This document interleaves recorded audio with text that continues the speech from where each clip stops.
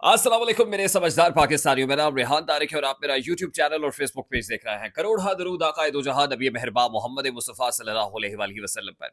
इस दुआ और इस उम्मीद के साथ इस व्लॉग का आगाज करते हैं कि अल्लाह रब्बुल इज्जत इस मुल्क के फैसला साजों के दिलों में समझदार पाकिस्तानियों के लिए नरमी पैदा कर दे। एक बार फिर मेरी और मेरी पूरी टीम की जानिब से आपको और आपके अहले खाना को ईद की ढेरों खुशियां मुबारक। ईद का दिन है, गले सबको लगाकर मिलिए। रस्म दुनिया भी है, मौका भी है, दस्तूर भी है, लेकिन हमारे यहाँ दस्तूर ही निराला है। ईद के रोज भी पकड़ धकड़ और गिरफ्तारियों का सिलसिला है कि रुकने का नाम नहीं ले रहा। आज ही अडयाला के गेट नंबर 5 से पाकिस्तान तहरीक इंसाफ के 6 से 7 कारकुनान को गिरफ्तार कर लिया गया। अडयाला जेल और उसके अतराफ की सिक्योरिटी हाई अलर्ट है। इन 6 से 7 पाकिस्तान तहरीक इंसाफ के कारकुनान का कसूर ये था कि ये कुछ तस्वीर बना रहे थे और रिपोर्टेडली ये कैमरे का इस्तेमाल करते हुए जेल की वीडियोस बना रहे थे। अब जेल के बाहर सिक्योरिटी हाई अलर्ट है। गेट नंबर 1 के बाहर, अडयाला जेल के गेट नंबर 1 के बाहर आज जबरदस्त एहतजाजी मुजाहरा हुआ है। इमरान खान और बुशरा बीबी से इजहार यकजहती किया गया है। आज ही अडयाला जेल में एक अहम मुलाकात भी हुई है। इस मुलाकात की डिटेल्स में मैं जरा आगे चल के जाऊंगा, लेकिन सबसे पहले मुझे आपके साथ बड़ी इंपॉर्टेंट खबर शेयर करनी है, और वो ये कि आज एक अहम अदालती शख्सियत असिस्टेंट डेप्यूटी प्रोसिक्यूटर का तबादला कर दिया गया है। ये assistant deputy prosecutor Rana Hasan Abbas साहब हैं। और राना हसन अब्बास से मुतालिक गुज़श्ता रोज़ मैंने आपको बताया था कि बुशरा बीबी और इमरान खान के अगेंस्ट जो इद्दत में निकाह का केस है, उसमें ज़ाहिर है सलमान अकरम राजा साहब दलाइल दे रहे हैं।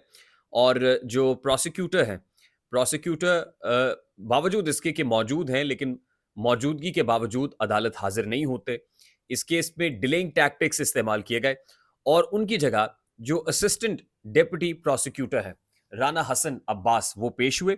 और राना हसन अब्बास जिस वक्त दलाइल दे रहे थे, तो उस वक्त पाकिस्तान तहरीक इंसाफ के वकला एक दूसरे को थम्स अप कर रहे थे। और थम्स अप इसलिए कर रहे थे कि राना हसन अब्बास साहब ने जो दलाइल दिए, उसमें उन्होंने अदालत की जुरिस्डिक्शन पर सवाल उठा दिया कि इद्दत में निकाह केस इस्लामाबाद के अंदर चला। इस्लामाबाद की अदालत की जुरिस्डिक्शन बनती नहीं थी, क्योंकि निकाह तो लाहौर में हुआ था। तो ये अदालत इस्लामाबाद में कैसे लग गई और इस्लामाबाद में ये ट्रायल कैसे हुआ? तो सबसे पहले तो अदालत के दायरे इख्तियार पर जो है वो सवाल उठाए गए कि इसका तयन ठीक से नहीं किया गया। अब जब ये रिमार्क्स दिए गए असिस्टेंट डेप्टी प्रोसिक्यूटर की तरफ से, तो पाकिस्तान तहरीक इंसाफ का केस तो बड़ा सीधा सादा हो गया। और इमरान खान और बुशरा बीबी के लॉयर्स एक दूसरे को थम्स अप करने लगे कि अब तो केस जो है, वो जो हम बात कर रहे हैं, वो प्रोसिक्यूशन ने भी बात कर दी है। तो अदालत के पास तो और कोई चारा नहीं था, लेकिन इसके बावजूद डिलेइंग टैक्टिक्स इस्तेमाल करते हुए इस मामले को ईद के बाद तक डाल दिया गया। और जाहिर है जब ऊपर से इंस्ट्रक्शंस आती हैं, और इंस्ट्रक्शंस भी ये थी कि बुशरा बीबी अपनी फैमिली के साथ अपने घर जाके ईद ना मना सके, क्योंकि अल्टीमेटली तो इस केस के अंदर कोई जान नहीं है, बोगस केस है और इस केस का फैसला वही होना है जो असिस्टेंट डेप्टी प्रोसिक्यूटर ने कहा है। लेकिन सितम ज़रीफ़ी ये है कि assistant deputy prosecutor Rana Hasan Abbas साहब का तबादला कर दिया गया है। और इनका तबादला जो नारकोटिक्स कोर्ट है, उसमें किया गया है। जज साहब हैं शाहरुख अर्जुमन साहब, उनकी अदालत में अब इनकी खिदमात ली जाएंगी। बावजूद इसके कि ये अपना काम और कारहाय मनसबी बतरीके एहसन अदा कर रहे थे।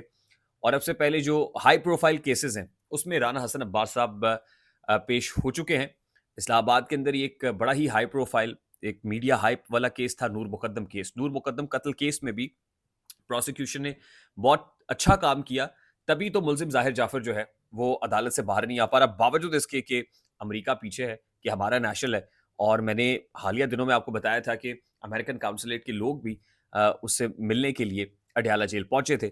अब राना हसन अब्बास का जो तबादला है, ये खासा मानी खेज है और ये बता रहा है कि किस तरह मेडलिंग होती है जुडिशियल मैटर्स के अंदर। किस तरह से कुछ लोग, कुछ ताकतवर हल्के जो है, वो मुदाखलत करते हैं मामलात को राइट लेफ्ट करने में। राना हसन अब्बास की इन रिमार्क्स की वजह से, इन दलाइल जो बुशरा बीबी और इमरान खान के हक में जा रहे थे, अब जो डिस्ट्रिक्ट प्रोसिक्यूटर है, उन्होंने जो खत लिखा है इनके तबादले के हवाले से, वो खत बड़ा इंटरेस्टिंग है। और उसमें ये चार्ज लगाया गया है कि राना हसन अब्बास साहब ने कुछ केसेस को मीडिया में रिपोर्ट किया और गलत अंदाज में रिपोर्ट किया।